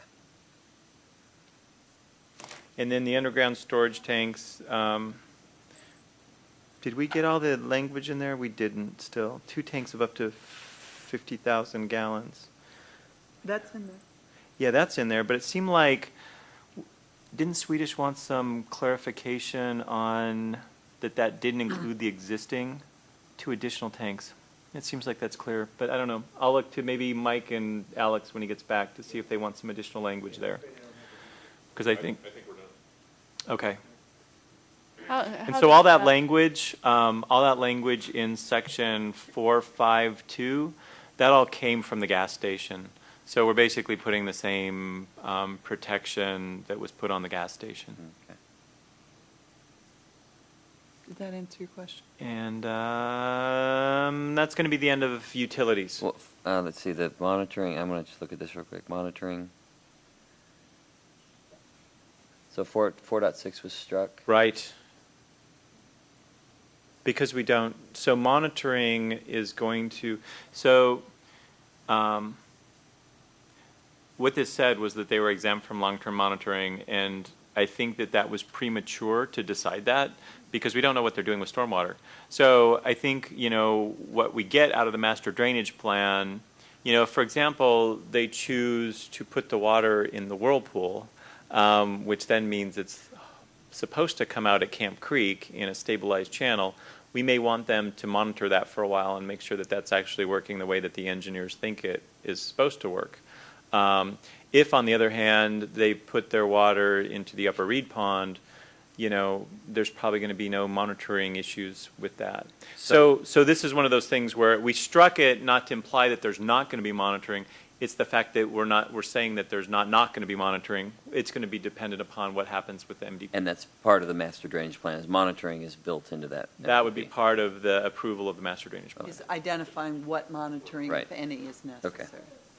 How is the master drainage plan drafted and approved? I don't do traffic and stormwater. What's the oversight and public participation, or who approves and all that stuff? The requirements for the master drainage plan are included in the King County Surface Water Design Manual and the ecology standards, and they're very detailed right down to the chapters and the contents of each chapter. They're prepared by the applicant and reviewed by the city, and in this case need to be approved before the first utility permit is issued. Okay. Any other questions on the utilities section? A quick question on the last sentence on the administrative modifications of standards. I might be able to do that. Why did that have to be added? I mean, I can see the need for it, but isn't it somewhere already? So I think, so I believe that it was covered. This was a suggestion from the Infrastructure Committee of the City Council, so I figured it didn't hurt to add it. Well, I would say it was both the Public Works Director and the Infrastructure Committee had concerns that it was not clear. So, like, I would agree with Keith. We didn't think it was a concern, but we didn't think it hurt to add the language. Keith, I have one question back on underground storage tanks there. Yes. So shall be limited to 2 additional tanks of up to 50,000 gallons. Is that 50,000 gallons total? That's what I understand, yes. Because I think they have 50 now, right? So the total with the existing hospital and the new allowance would be a maximum of 100,000 gallons. Yes, I would. Yeah, that's an excellent point. Yeah, up to 50,000 Or total, up to a and then total of. and then bringing the And I total actually for the think that's project the to 100,000. clarification that Swedish asked for and that we forgot. Yeah. So, so we'll run that to ground. Yeah. But I agree, that one we want to make sure we have a lid on it. So to Thanks for speak. catching that, Michael. Okay, anything else before we move on? All right, well, we got through half of this at least, so Yeah. nicely done. Thanks for bringing those clarifying points to us and everything. Anything else you want to say before I move to public comment? Oh, no, I've said enough. Yeah, okay. All right, so at this time, I'd like to open up the public comment, public hearing section of the meeting. If there's anybody that would like to speak, please step up to the microphone, state your name and address, and share your thoughts, please. I think it's you.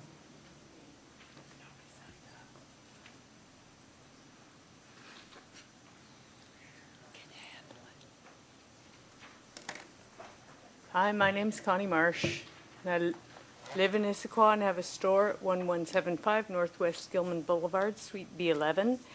And so I'm reducing my participation to about 40% of what it was before, because you know what? I can't take the harm it does to my heart.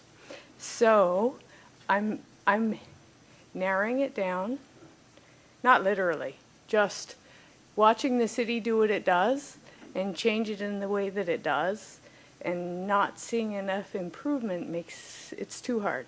So I am focusing, at least in your realm, on the ability for public to actually see into it. In case someone cares, I want them to actually be able to step up and say something.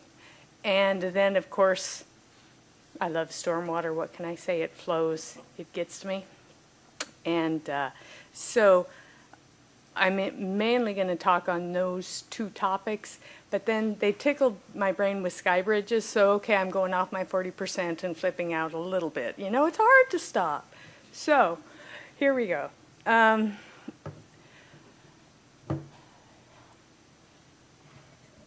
The concept of a designated official in the past was fairly focused. It was always like Keith. Before that, it was Bill Hoffman, if you remember Bill Hoffman. So you knew if you had an issue, you would start by going to this one specific designated official.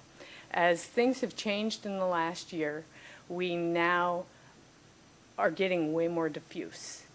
And I can tell you, as a person who knows the city pretty well, it's very, very hard to understand where to go for any answers. And you get shuttled around a lot, and if I get shuttled around, I can't even imagine how other people get shuttled around. And a typical comment right now is, we don't have time. We have too much to do. We can't answer the questions. That takes too long. And I think as we create a designated official that is more diffuse, that is going to become even more problematic, because there won't be a go-to guy or gal. And I think that's a flaw. So in each discrete development agreement, if we are going to continue to do development agreements, we need to have a focused designated official per development agreement. And within the city itself, for each project, they actually have a lead for each project. So if you're going to have a designated official, because we have that term in all of our development agreements already, it's not working at this point in time.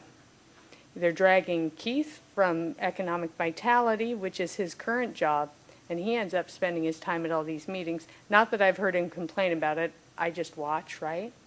And then you have Lucy prior, UVDC thing, development agreements, but she's also working on the rest of town. And it's overly complicated. They're trying to simplify, and that may be for them, simplification, but really the town is run for the people in the town and the businesses in the town, not for the convenience of the city. It is run for us. And I think that that is not being appropriately analyzed. And so because they talked about creating a more diffuse designated official in this, I finally get to vent that little puppy on camera. So if any council members happen to be listening, which I doubt you are, there you go. Land use. Well, yeah, the land use shortened to a list, but did you notice that little caveat? The designated official, whomever that might be, gets to say, yeah, you know, I think this is compatible. I think it's consistent with the visions per the guidelines when there isn't a vision statement. It's an entire chapter that basically incorporates the world. So I go back to my stormwater, which is dry cleaner, things with hazardous waste. All of those things are still potentially allowed, even though you see that short list. And anything that is allowed in what would be considered a new development agreement potentially sets precedents for what happens into the Issaquah Highlands in the future as their old agreement sunsets. So I am not happy with all of that. And if you're going to quote a vision, you maybe give me a vision statement or something, not an entire chapter to go off of. In trail, for some reason, it looks like they edit definitions. I'm sorry. Seems like I'll try. Smothering a yawn. I'll try to be really exciting. Hardscape only trails. Why did we take softscape out of the potential for trails? They crossed out the word soft. Because we only use softscape trails in critical areas? Why? But anyway, there you go. It seems like you have a potential here to create something comforting as compared to hard. And outside of a hospital, sometimes people need that. Okay, public on the website. When you looked at the permitting situation, well, you have this thing, yes, yes, yes, on the website. So everybody says, oh boy, we can see everything. Well, it's not working. Things don't come on the website. If they come up on the website, they come up in a non-linkable form, and half the time they don't work on Macs. So, for example, tonight, the link in the agenda going to this meeting didn't work on my PC or my Mac, so I couldn't see what was on the being provided in the new development agreement. I just happened to know that I forced the darn thing to be put in major projects on a different page, so I was able to hunt it down. So if we're going to say that the public can see because it's on the website, darn it, the public need to be able to see it. And they've erased most of the history on the website, so you can't get at the past.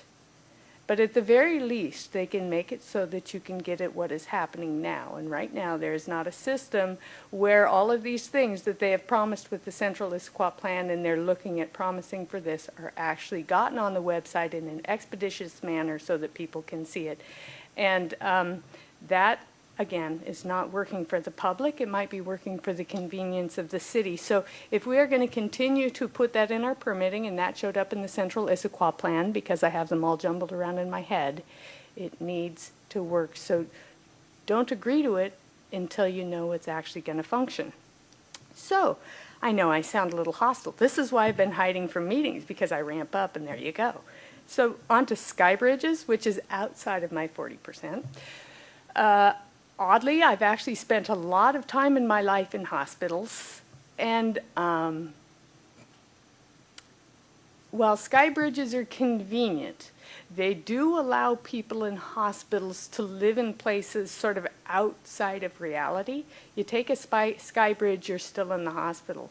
You go outside of a hospital and you can get in touch with what is real, and that hospital is set in one of the most beautiful settings I have ever seen for a hospital.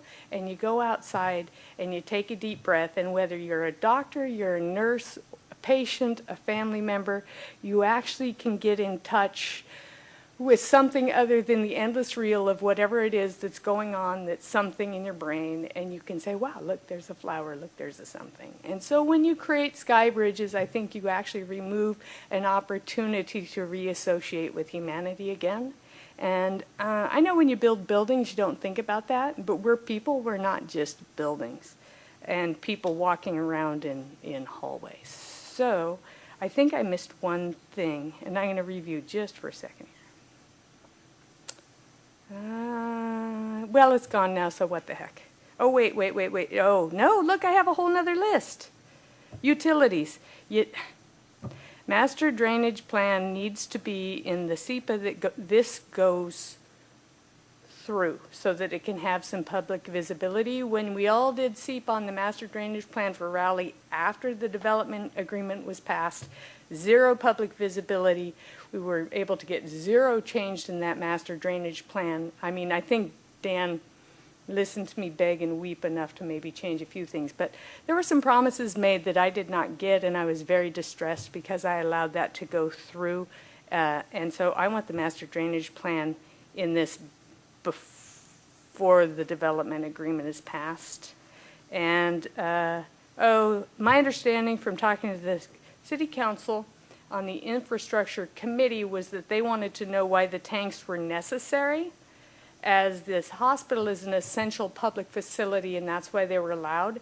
But is this sort of accessory area actually an essential public facility, or is the hospital proper? So why do we need storage tanks when these are basically day-use offices? As we heard, they aren't expected to be used 24 hours a day. So it does seem like you only want to put hazardous waste tanks in when it is absolutely necessary as compared to when it might be convenient to people. Okay, that's it. Thanks. Thank you, Ms. Marsh. Is there anybody else that would like to speak tonight? Last chance. Alex? No? Okay. Seeing no one, we will close the public comment section of this meeting at 8:56. Okay, so thank you. Thank you, Commission and Connie and staff, Swedish. Lots of work done tonight. I appreciate it.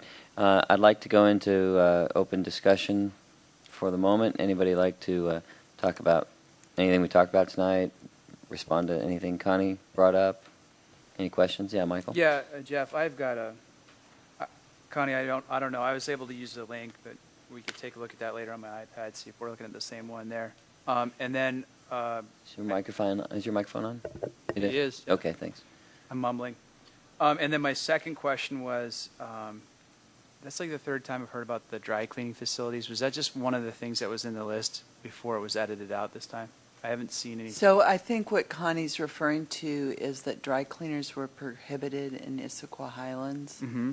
And she, I think, is concerned that this list wouldn't inherently preclude that. So I think it's a great point, and I think that the intent here was not to broaden or release that limitation. So I think we'll just make sure we put that in, because there was a list of prohibited uses due to hazardous materials, and dry cleaning was one. So is that under land uses? It looks like we took out that whole list of prohibited and just said that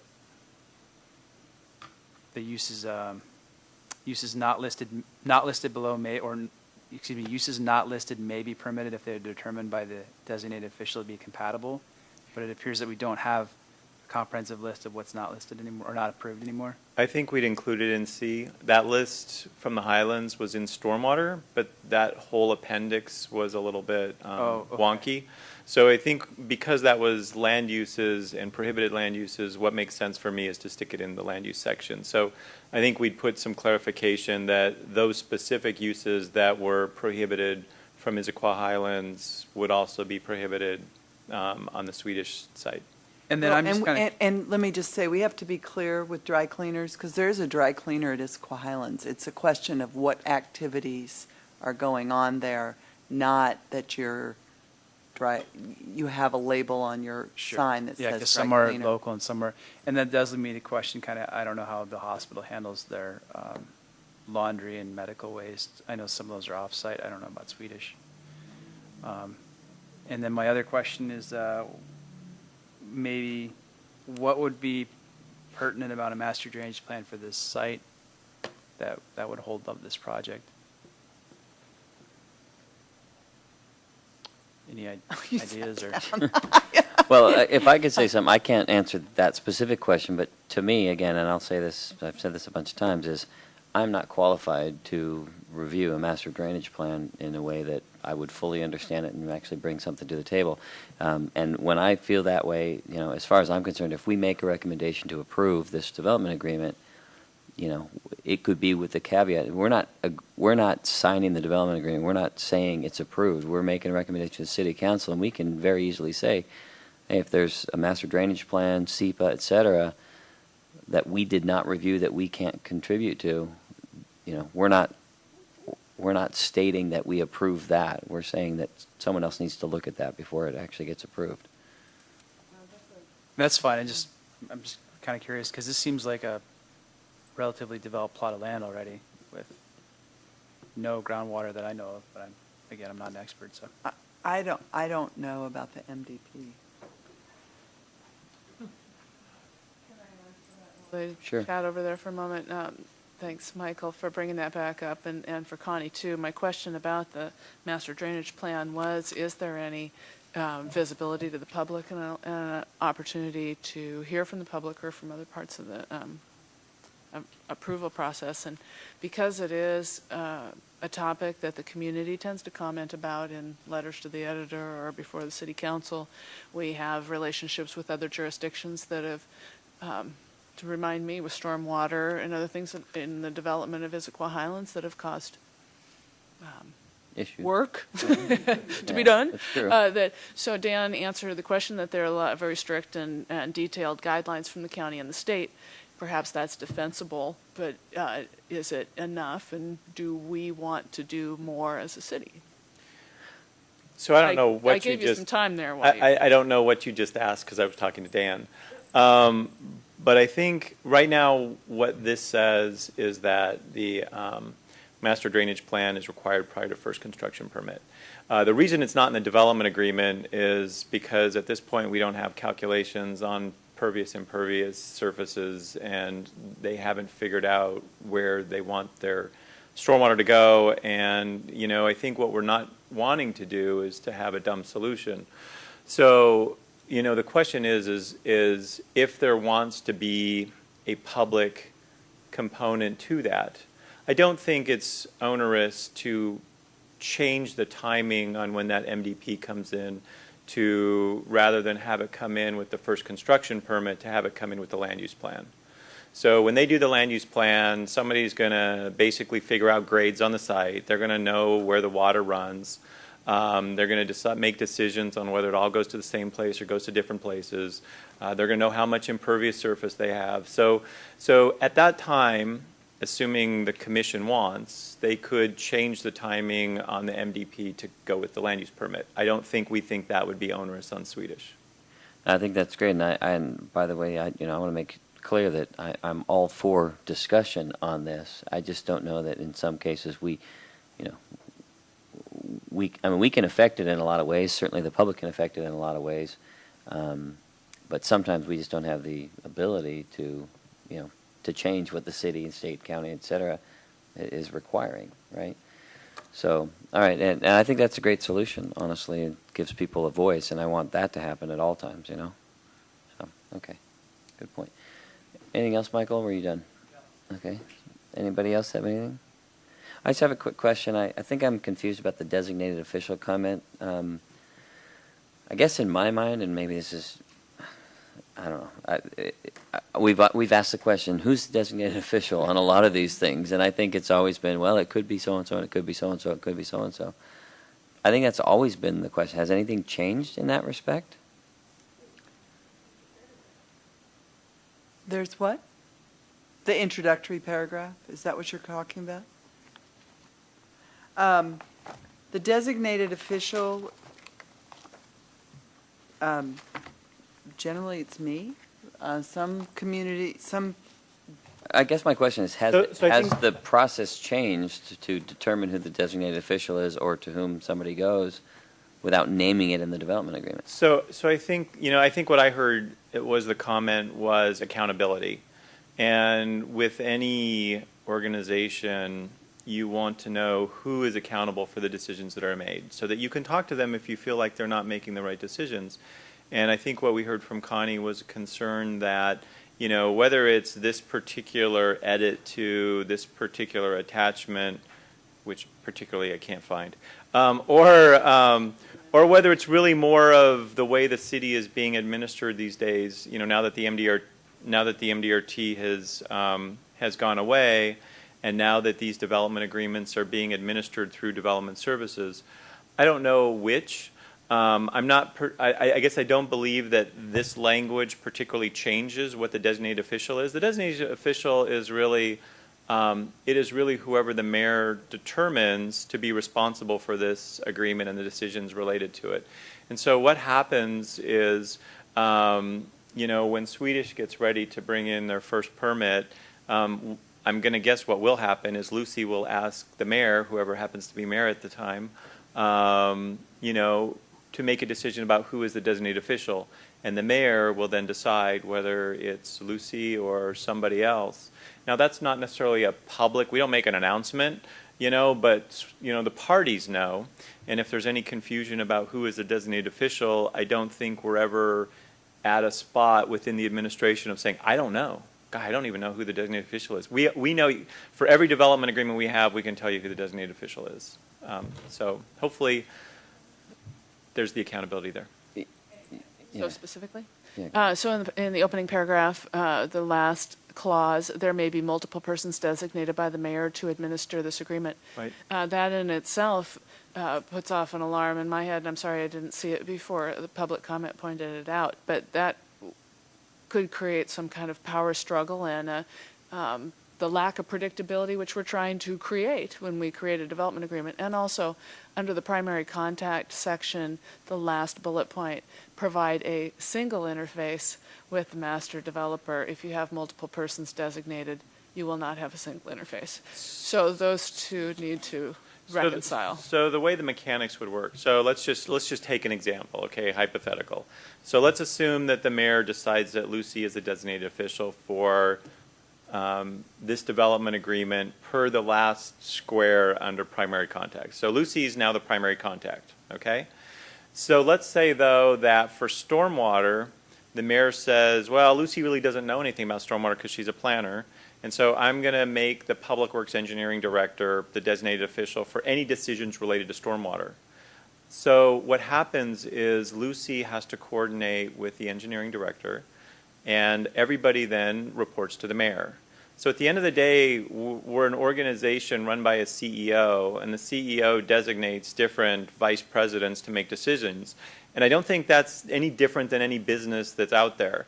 And I think what I heard again was this is more about accountability and knowing who's making the decisions than it is dividing the pie. Because at the end of the day, if the mayor decides that 20 people need to all share because we're a flat organization and no one person makes decisions and they all have to make it by committee, that's a decision that the mayor gets to make. So that's the way these things work. So can I don't know if this works or not, but does it make sense to say there may be multiple persons designated by the mayor to administer portions of this agreement or, subset to the agreement or something so that you still have one person overall in Right. charge?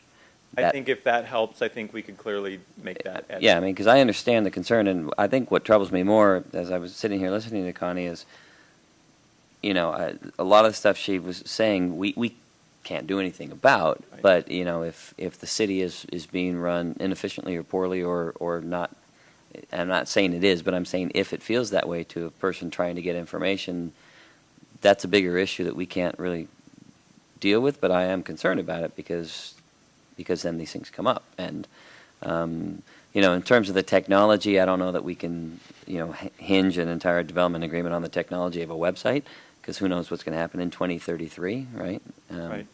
But I think it's about accessibility to information and, and accountability and efficiently run processes so that people don't feel like that they don't have a voice.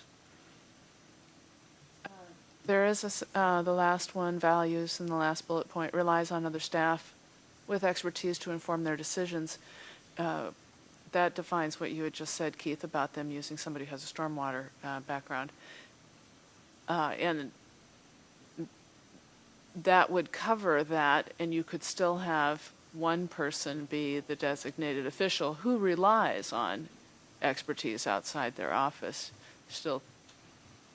So I think, so obviously this language was put in here at the bequest of someone who felt like, and this person has, I think, a concern about how decisions are made and feels like one person making decisions is bad. So I think what we did is we tried to accommodate the concerns that were raised. I think what we're hearing is that maybe has led to some other concerns when maybe the pendulum needs to swing back a little bit. So why don't we caucus on that, and then maybe next time we'll come back with some little tweakies on this language. Okay. All right. And then I'm just going to make a comment about the sky bridges. And while I don't disagree with the public comment about, getting in touch with reality and so forth, I don't believe that, that you preclude options because an individual or group of people believe that people should get out and touch reality, where I think people can make their own decisions. You can either use the sky bridge, maybe you are not ambulatory and the weather's crappy and you want to go across the bridge, or you can step outside, because I'm pretty sure if we put a sky bridge in, if they put a sky bridge in, that won't be the only option to get in and out of a building. So I understand and respect the point, but I also believe people have options and people can make their own decisions. So I just wanted to make that comment. All right, anything else? Anything? All right. We'll close the meeting now at 9:12. Thank you very much. See you in 2 weeks. Is that the next meeting? Do we have one scheduled? Yes. All right. Thank you. Jeff, are we planning on, I know it's closed, are we planning on voting next time?